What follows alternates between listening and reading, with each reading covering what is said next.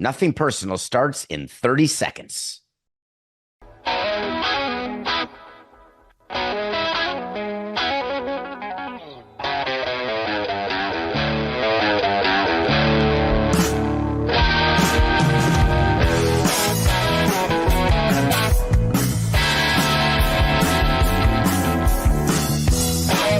It's just business. This is Nothing Personal. Here you go. Here you go.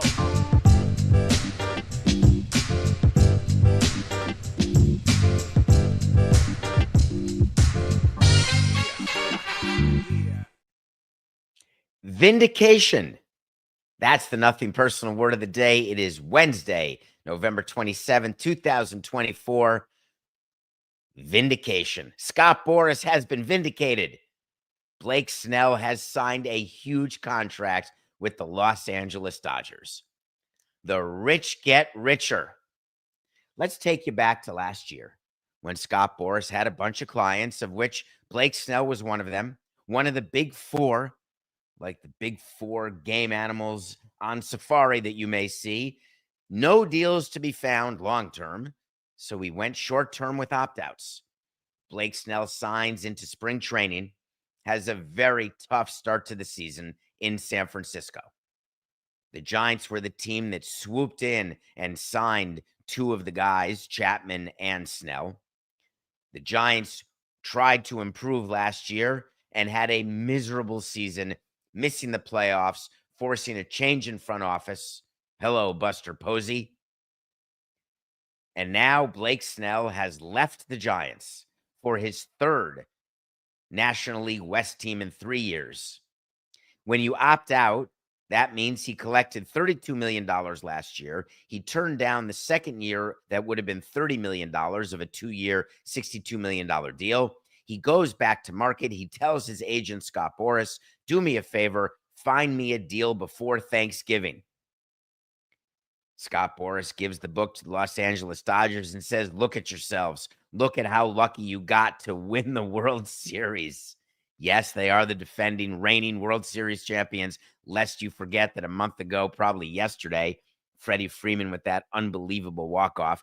But in any case, you tell the Dodgers, don't you want to be a dynasty? Don't you want to win back-to-back, becoming the first team since the Yankees, 1998 to 2000? Did you see all the pitching problems you had? My guy is never hurt. Well, that's not exactly true.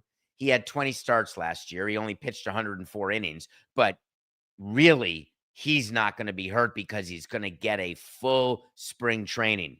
That's why he wants to sign right now. And he's willing to sign for a discount. All you have to do is give him 5 years, $182 million, and he will be yours. And the Dodgers said, well, wait a minute. That seems a little heavy. No one else in the market really has him going out 5 years. He's going to play at 32 years old next year. I'm really way more comfortable with a 4-year deal or a 3-year deal. Well, I've been in this position before. And when you're asked by the agent, thank you, Jeff Berry, for 1 more year, just 1 more, and he's yours. You talk to your owner, you look at your payroll, and you say to yourself, 1 more year, it's 5 years from now. So many things will have happened. If we can win another Cup of World Series, it won't even matter if he's ineffective. We can either Corbin him. That's my new expression for when you let a guy continue to pitch on a bad contract and he'll have a 1 good start once in a while with Corbin and the Nationals. Or you can just release him, which is to Baumgartner him, which is what the Diamondbacks did with Madison Bumgarner, who incidentally may be reuniting with Buster Posey in San Francisco. Or you can say there's a chance he'll be effective and impactful through his age 36 year. And then Boras says, but I need 1 more little thing. And I know you've got this. And this is what really got my chaps last night at about 23:36. When it turns out that he's getting a $52 million signing bonus. That's the difference between the Dodgers and an overwhelming majority of the teams. When a player wants that much money up front, there is very little that we can do to compete with that. Very few owners have available cash flow of $52 million. Very few owners have the ability to borrow an extra $52 just for the purpose of a salary expense, a payroll expense. For all of the reading that you're going to do about the tax savings and why it's better for Blake Snell, who's a Washington resident, to get a signing bonus now before he moves, before he works in California, you're all wrong. That's not how it works. That signing bonus is going to be paid. He's going to have to pay tax on that. There is a way that he can save the state tax on the signing bonus by having residency in Washington, though there are a lot of loopholes that the IRS should close. Unlikely that they will, given the new administration. New is the same old, same old, same old. But the loophole that would be closed is that generally you pay taxes where you earn the money. Blake Snell did not earn the $52 million by sitting in his home in a non-income tax state. Federal income tax, California state income tax. He's going to be subject to all of it, but it doesn't matter. He's getting $52 million gross W-2 income right now. The Dodgers do not care about the rest of baseball.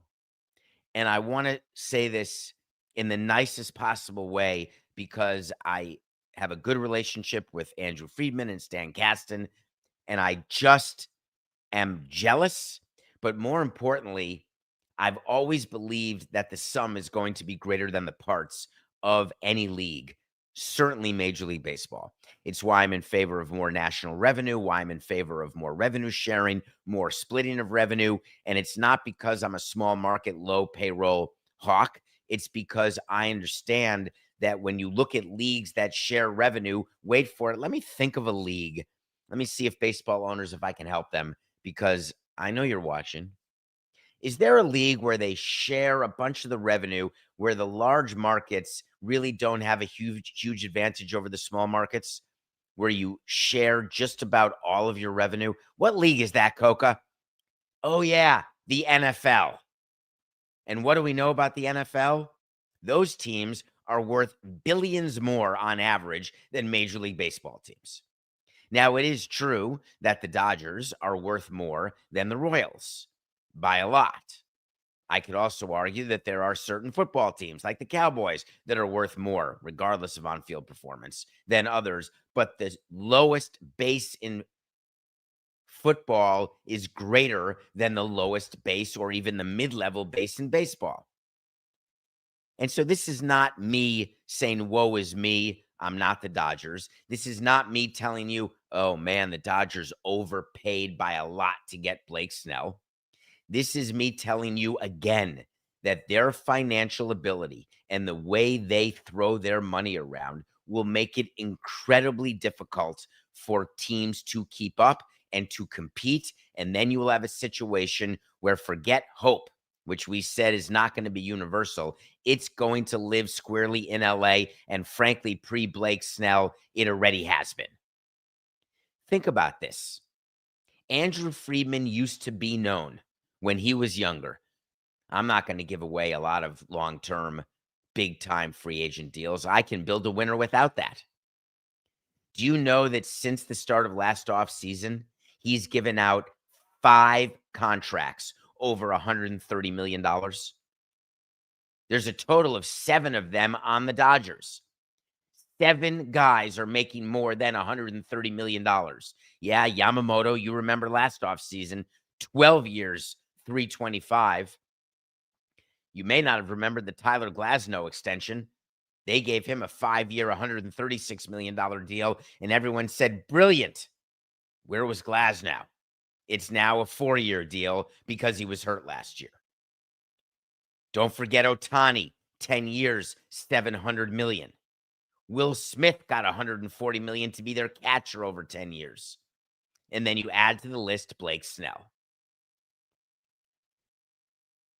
In conclusion, my instant reaction, well, 9 hours old. Let me say it better, 4869. In conclusion, I'm very happy that Scott Boras and Blake Snell have been vindicated and that he can say to his client, I just gave you a 6-year, $214 million deal, which is more than the Yankees may or may not have offered last offseason. It's more than anyone thought you would get. So congratulations to you and to me. Now I can go focus on Corbin Burns and Juan Soto, but I'm on my way to one of the great redemption tours of all time. Meanwhile, the San Francisco Giants, they look at their team and they say to themselves, I had a 1-year go, it didn't work. And now I'm looking at a team where I improved my front office for sure, but I look at that division and say the anomaly was us winning 107 games and winning the division the only time we've won it in the last since their dynasty ended in 2014. Now what am I going to do? What's the incentive for a team in that division, even the Padres, to step up and say that, wow, I'm going to compete for some of these big-time free agents? It's lowering the possible destinations. Eventually, the Dodgers are going to run out of roster spots. They could keep signing pitchers because the rule is you got to have 10. I can't remember, Coca, the number of starting pitchers the Dodgers used last season, but you can bet your bippy it was more than 10. So don't read about their rotation and what it's going to be and then compare it to the Giants rotation and the Padres rotation and say to yourself, that's it. Season's over. If that were the case, you wouldn't play the games. Playing the games is interesting to me.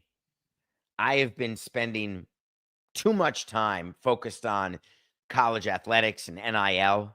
And a story came out yesterday that just confirmed what we have talked about on this show, that free agency has hit college football in a way that's mind-boggling.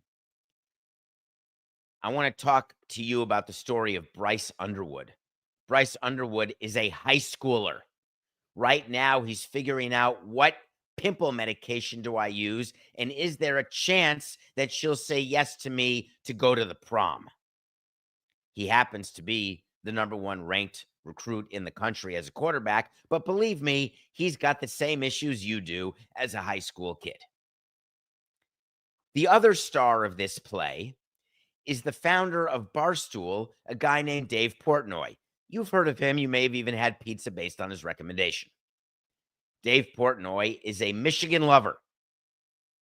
Dave Portnoy was very upset that Michigan was having some issues, upset that they were not favorites, that they were not talked about as the absolute juggernaut in the country after Harbaugh left. And he said, I'm going to put my money where my loyalty is.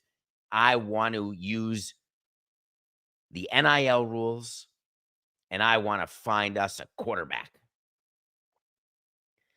So meanwhile, while this is happening, keep in mind Bryce Underwood is the #1 recruit. Just keep that in mind.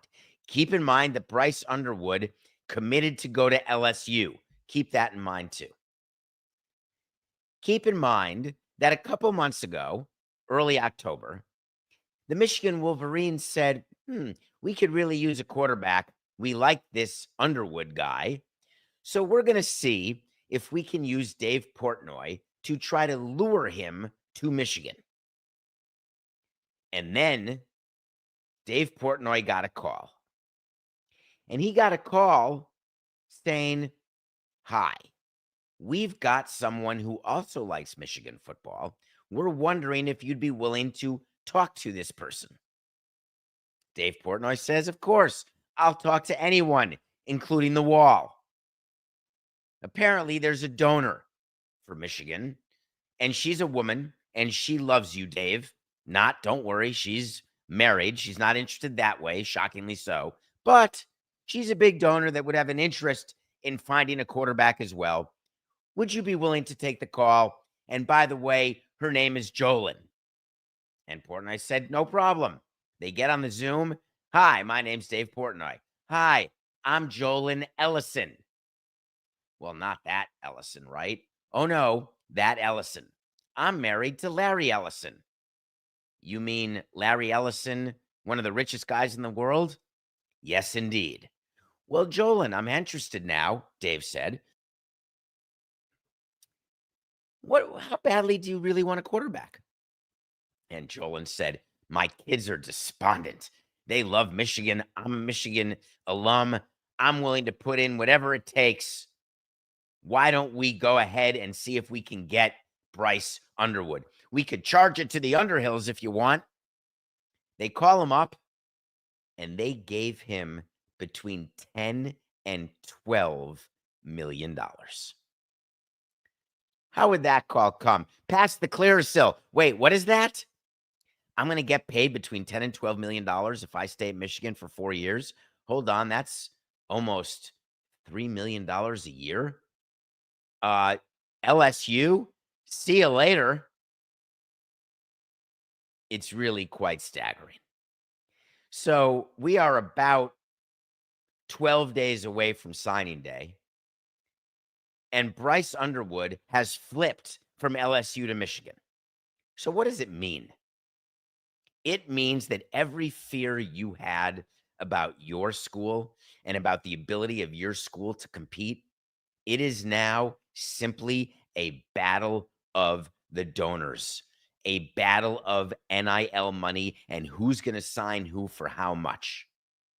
You think that agents aren't going to go after ninth graders, eighth graders, seventh graders and try to wrap them up and say, oh, I'm going to represent your family because we're going to have a lot of offers we're going to have to sift through. I'm going to throw out my suggestion for how to change college athletics. And you're going to think it's way too harsh. I want to have high school players unionize. I want college players to unionize. And I want a salary cap in college. I want there to be the ability for every team to be within a band of payroll. And I say payroll purposefully because these college teams now have payrolls.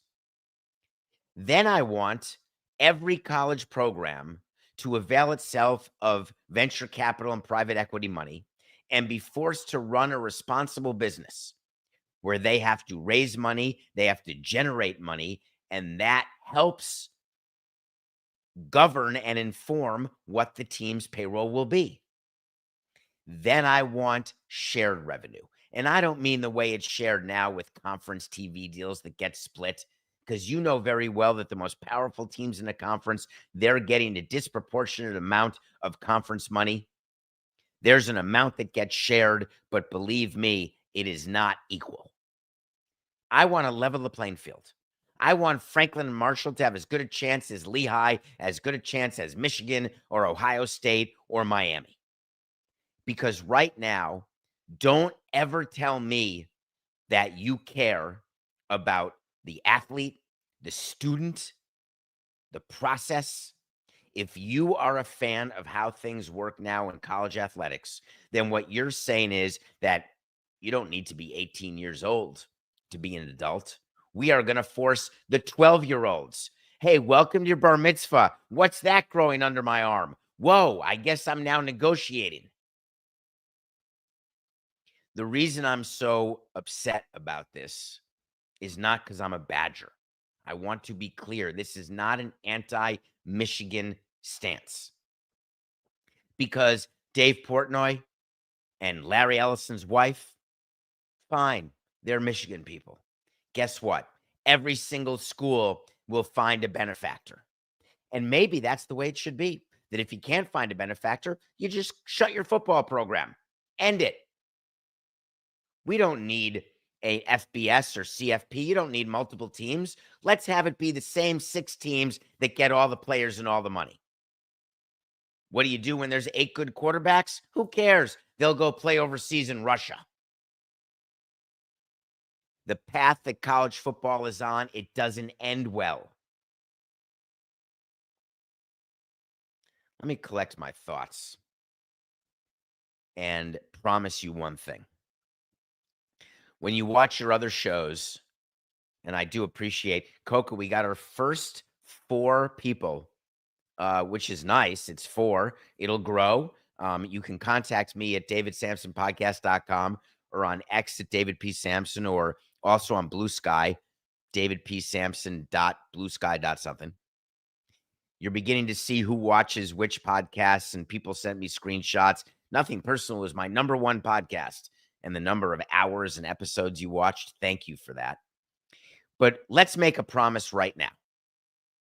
Let's never use the word NIL again. I am willing to do it. And I may slip up from time to time, but I'm going to replace NIL with a very simple term that we use in professional sports. It's called salary. Hey, look at that tight end, 18 years old. What's his salary? Let's get a breakdown in USA Today of, God, that makes me sound old, but that's where it used to be printed. Let's get a breakdown of every, you guys remember that, 42.2% of you remember what I'm talking about, when USA Today would print the salaries of every baseball player on every team. You'd get out your glass and you'd be like, oh my God, that guy's making 800 grand. I won't make that in 10 years. It's salary. I want to see the payroll of every top college football team. I want to see the payroll of every college football team.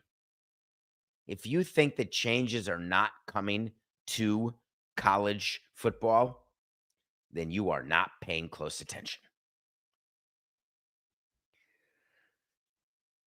I want to revisit right now the Jake Paul, Mike Tyson fight.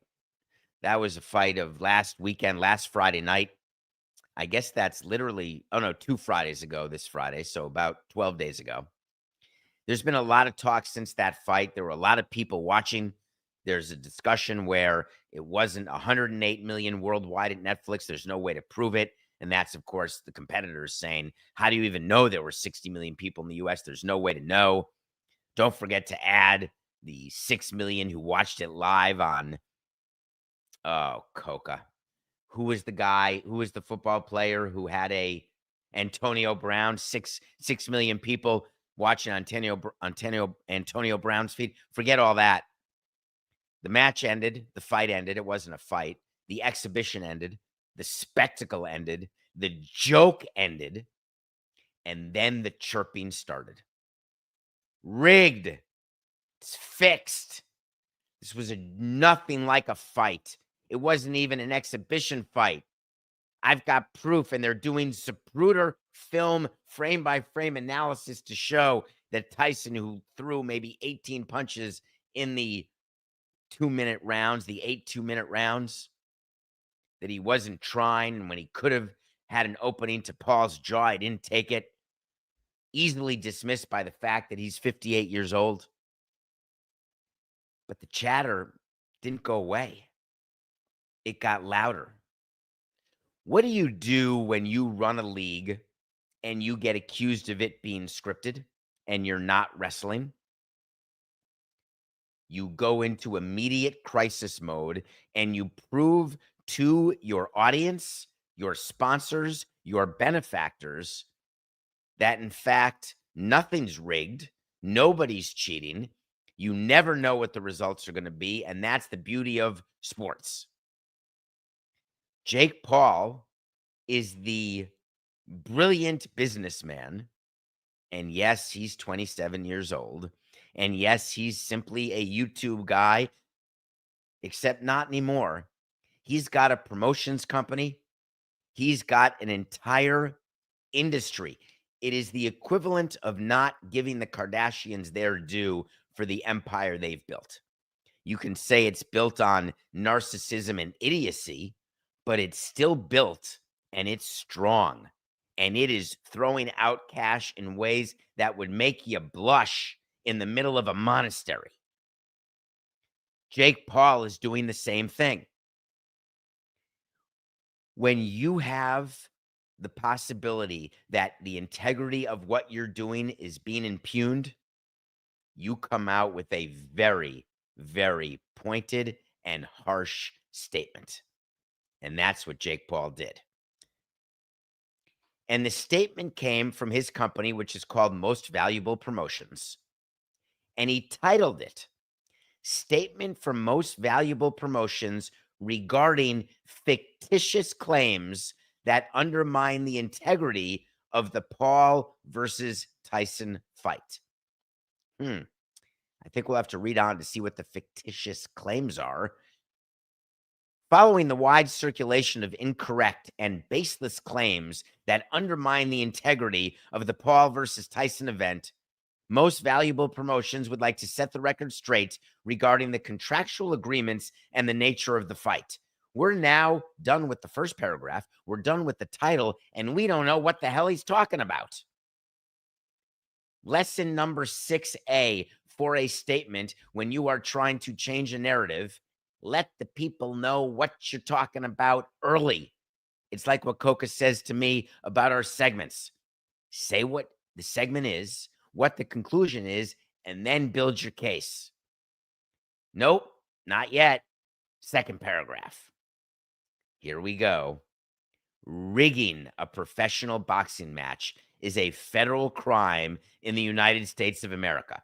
Very good. We now have a sentence saying what's a crime, but we still don't know whether or not that's the claim. We don't know how he's addressing the claim. We just know that rigging a match is a crime. All right. Sentence 2. Paul versus Tyson was a professional match sanctioned by the Texas Department of Licensing and Regulations. Interesting. So now we're 2 sentences into the second paragraph, and what we know is there's a transitive property here. Rigging a professional match is a federal crime. Paul versus Tyson was a professional match. I think we're getting somewhere. Sentence 3. Both fighters in good faith performed to the best of their abilities with the goal of winning the fight. That doesn't seem wholly relevant, and we still are clueless. There were absolutely no restrictions, contractual or otherwise, around either fighter. Color me crazy, still don't know what we're talking about. No restrictions. You mean like a contractual restriction saying, Mike Tyson, get in the ring, but you can only throw a punch in the last 30 seconds of each round if you've got the energy. And the punch you can throw can only be with your right hand, and it has to miss the chin of Jake Paul. Maybe that's what they're talking about. Let's see what the next sentence was. Each boxer was able to use his full arsenal to win the fight. Thank God. That's very important info. Any agreement to the contrary would violate boxing rules. Sorry, what are we talking about? Trash talk and speculation are common in sports, and athletes and promoters need to tolerate nonsensical commentary, jokes, and opinions. Okay, still don't know what we mean. We're almost done with the press release. But suggesting anything other than full effort from these fighters is not only naive, but an insult to the work they put into their craft. So I guess the fictitious claim is that they weren't making their full effort. Side note, not only is followed by a but also, but let's not quibble over grammar. There's way more to the statement. It's a 2-pager. It is illogical and inane that MVP in the debut of a long-term partnership with the world's biggest streamer would even so much as consider such a perverse violation of the rules of competition. I'm sorry, what were the perverse rules? What are we talking about? Let's talk about what he was really trying to say, which is to let you know that they were all trying as hard as they could, that nothing was rigged, that no one knew the outcome, that if you were betting your hard-earned money, you had a chance, and that if you were betting Tyson as the underdog, he went in there guns a-blazing, fully ready to go, knee brace and all. What would you do if you're Jake Paul and you're trying to protect the future of your promotions company and you are being accused of doing something so nefarious? I'd have a very simple statement. Very simple. Not a 2-pager that's so long it makes your eyes cross and your knees buckle. To whom it may be concerned, Jake Paul beat Mike Tyson in 8 rounds, Mike Tyson is 58 years old. Jake Paul is 27 years old. Father Time is undefeated. Jake Paul likely would have not beaten Mike Tyson in his prime, but Mike Tyson is no longer in his prime.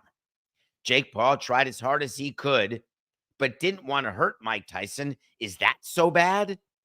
Mike Tyson tried as hard as he could, and if he could have knocked out Jake Paul, he would have, but he couldn't. We'll see you next time. Love, Jake. That's all. Why are you giving any sort of oxygen to this ridiculousness unless it's true? Here's what I suggest Jake Paul does. I suggest that he announces his next opponent, and I mean stat. Remember in the ring when interviewed by the great Ariel Helwani, who gave a great post-game interview, post-match interview, post-exhibition interview. Who do you got next? Says to Tyson, Jake Paul. Is it Tyson Fury? Is it Logan Paul? That would be something. Brother on brother. You can find that on certain sites that you have to be over 18 for. Wait to see is when I tell you something's going to happen. If it does, great. If it doesn't, fine. Here's a wait to see for today.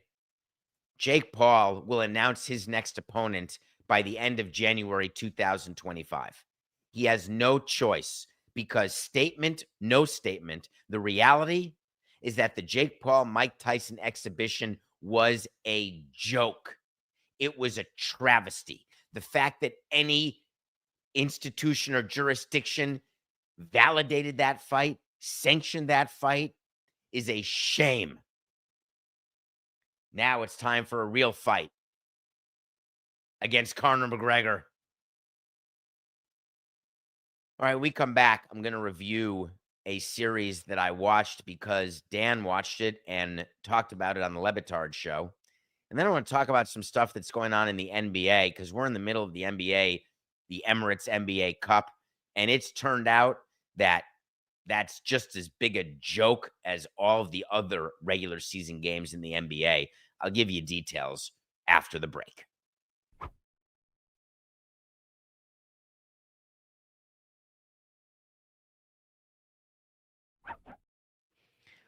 Welcome back to the final episode of this week.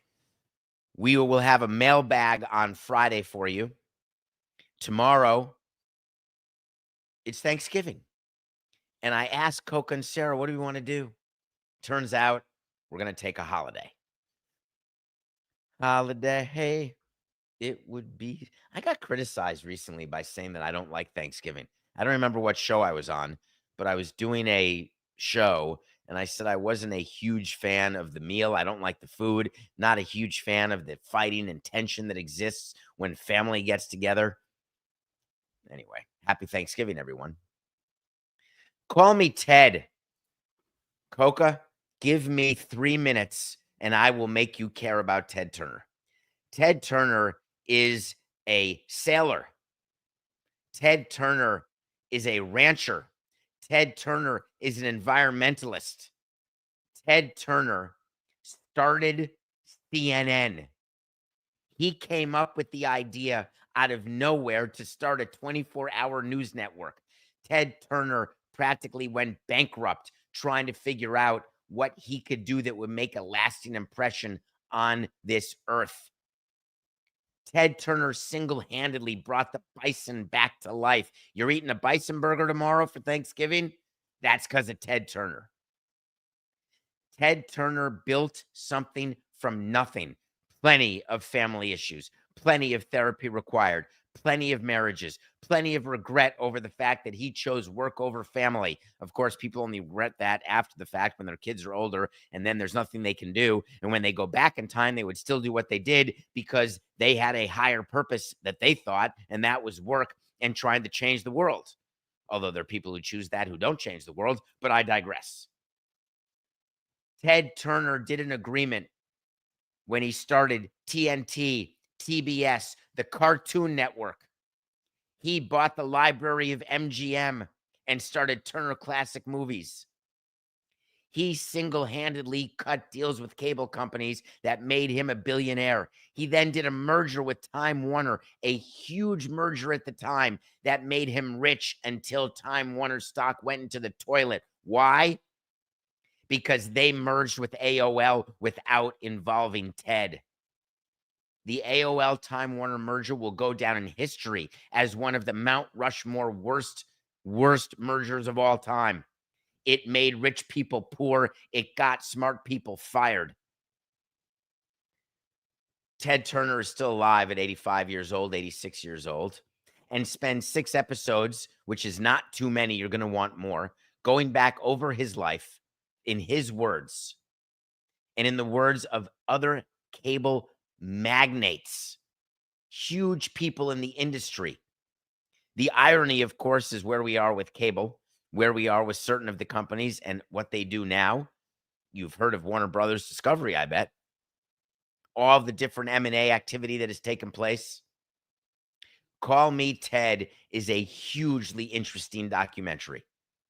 Can you imagine someone of Ted Turner's intelligence, grit, risk-taking, also being a winner of America's Cup, one of the great and most important yacht races, sailboat races of all time? It's not a yacht, it's a sailboat. Coca, just give it one episode and you will be drawn in. It's called Call Me Ted. All right, we have no show tomorrow, so we'll be back to review a top 100 movie a week from tomorrow, but we didn't do the random movie generator last week, so we have to do it now because I need to know what to watch. And Coca, I need a movie to watch for tomorrow. So can you pull up that spreadsheet that one of our audience did, and you can find it on davidsamsonpodcast.com, and hit the button and tell me what we're going to review a week from tomorrow. We are going to review Parasite. That's a really good movie. I love my top 100. Do you know I'm only a month away from doing a new top 100? But I'm going to watch Parasite this week. Thank you, Coca. We'll review it a week from Thursday. All right, let's talk about the NBA. I don't know if you know this, but last night we're in the middle still of the group play of the Emirates NBA Cup, that important cup that the Lakers won last year. They raised a banner. Give me a break. Teams just want to go to Vegas, make a little extra money for themselves. Adam Silver thought this was brilliant. We've got this as part of our new media deals, and we're going to make people care. We're going to make players care. We're going to make them play. The Atlanta Hawks were just fined $100,000 because Trae Young did not play in the Hawks' victory against the Celtics about 2 weeks ago. Trae Young was listed on the injury report, but it was the old tendinitis, which of course you can't prove and is total horse hockey. The NBA said that the Hawks were in violation of the league's player participation policy. And that policy is meant to have the stars play when it matters. Because Trae Young was an all-star last year, the league has a rule that says unless you can demonstrate an approved reason for a star player not to participate in a game, then those star players must play all national televised games and all NBA Emirates in-season tournament cup games. Why the NBA took a couple weeks. Maybe they spoke to a bunch of doctors. I don't know what any doctor would tell them with a straight face other than, yeah, it was hurting. Joel Embiid, a little swelling. Take a look. We took a picture. It's like when you rent a car. Take a picture of the outside. If you have any dents or dings, you make sure you don't get charged for it. I think that's what teams ought to do. If I'm running the Hawks, I'm taking a picture of Trae Young's Achilles saying, look at that tendinitis. Well, how do you take a picture of tendinitis? Look at that swelling in Joel's knee. I wonder what the Milwaukee Bucks are going to say about Giannis. Giannis didn't play last night in the game. One of our picks of the day. It actually won, which, by the way, I'll get to in a minute because that's hilarious. But just out of curiosity, what it was Giannis's injury? The old knee, back, head, shoulder? I have an idea. My idea is that the NBA needs to do more than fine $100,000. In the new collective bargaining agreement, whenever that happens, I think the NBA, if they want to fix the regular season, they have two choices. One, they fine teams 8 figures, that's 10 million or more. Two, they collect it.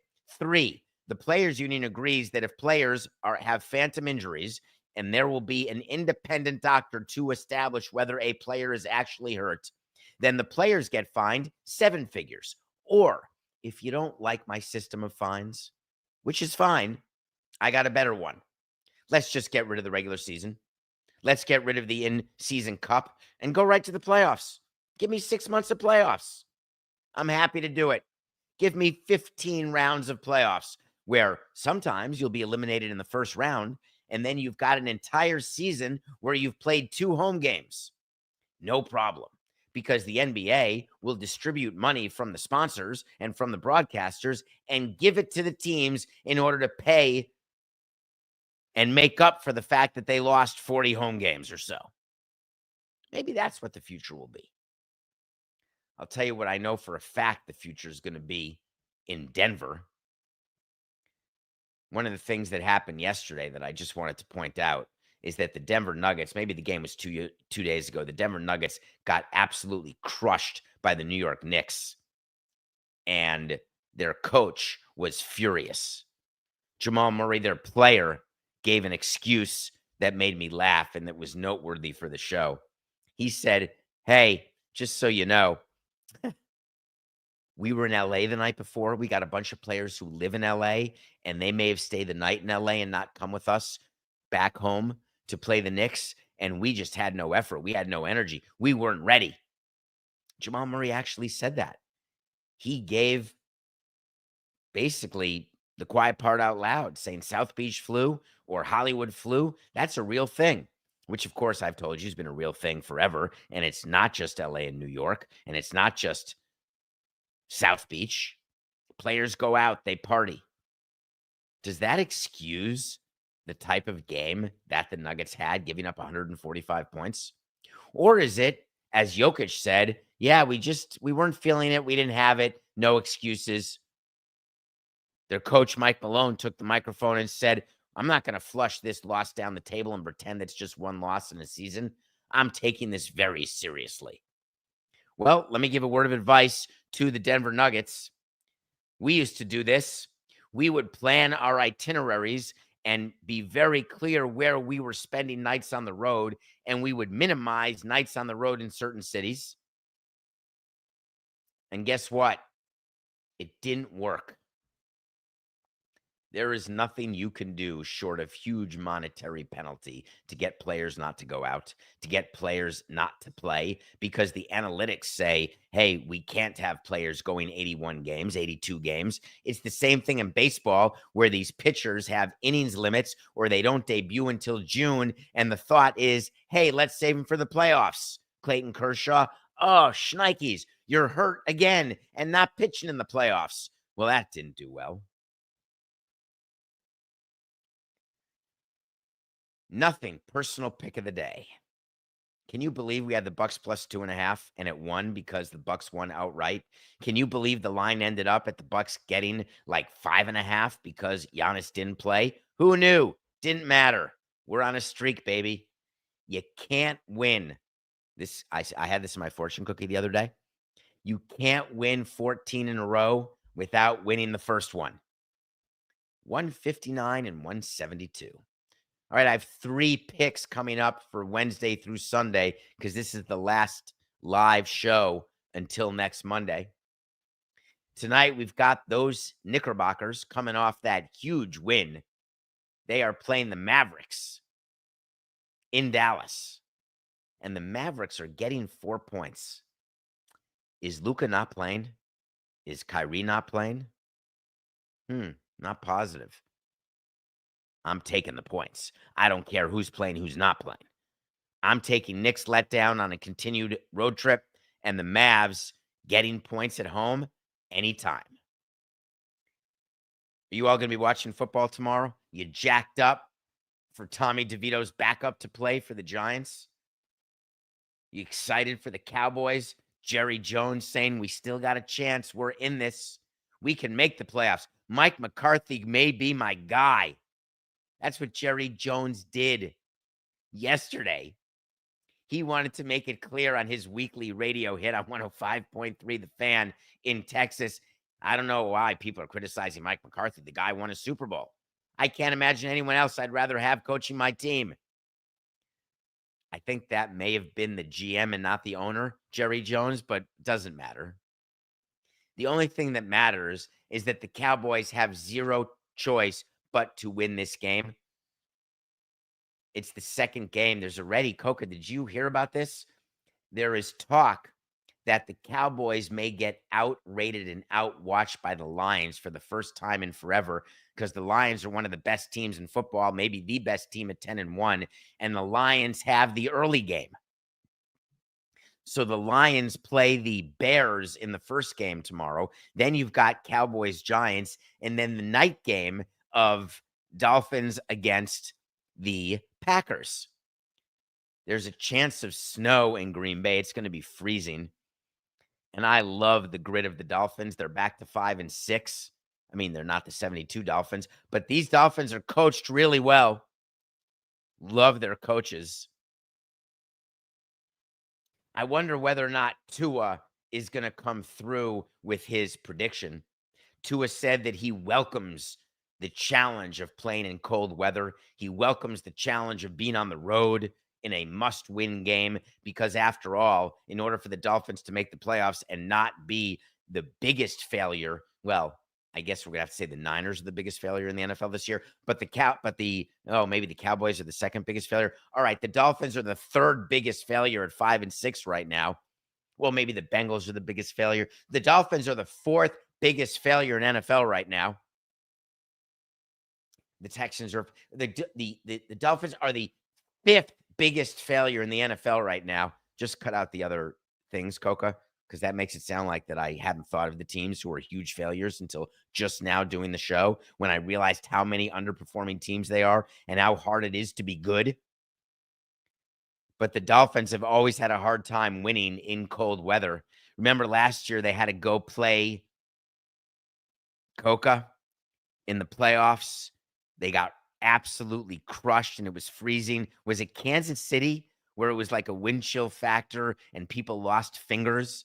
Did by chance the Chiefs play the Dolphins in the wild card round last year? I don't think that they did. Remember that game? So Tua is trying to change the narrative. Good luck with that. Yet I'm still not comfortable with that being my pick. So I'm going to go Cowboys -3.5 over the Giants. That's for Thursday. Cowboys should win that game by double digits. The Giants are absolutely terrible. And maybe this will be Brian Daboll and Joe Shane's last game. Wouldn't that be awesome if John Mara fired them on Thanksgiving? Woo-hoo! I'm not reveling in anybody losing their job, but that would be something. Weeks ago, we got you. We love you. Thanksgiving, getting embarrassed by the Cowboys with no quarterback, to be sure. You're fired. Meanwhile, Daniel Jones said he may choose a team today. If you're watching this tomorrow and Daniel Jones already chose a team, did he choose a winning team where he's the backup? Did he choose a team where he's going to be a starter? And riddle me this. Teams are talking about Daniel Jones like he's Patrick Mahomes, like he's going to come in and he's this major free agent. He's like Juan Soto. Daniel Jones has done nothing, yet he's getting all this attention. It's like, oh, he's the brand new shiny quarterback on the market of throwaways. Will he back up Josh Allen in Buffalo? Nope. Sunday night, there's a big game in Buffalo, and we're doing another parlay trying to make up for the Pittsburgh Steelers parlay we lost. We're taking the Bills money line. There could be a major storm in Buffalo Sunday night. We could have a snow game Thursday night and Sunday night. There's nothing like a snow game in Buffalo. Love those games. Can't wait to watch it. We're taking the over with the money line on that parlay, which is +151, odds subject to change. People always do the sucker and say, oh, it's snowing. No one's going to score. Remember, when it's snowing, when you know where you're going, you have an advantage over people who don't know where you're going, which is why I always like the offense when it's snowy versus the defense. Bills money line, and the over 44.5. That's our final pick for the Nothing Personal pick of the day.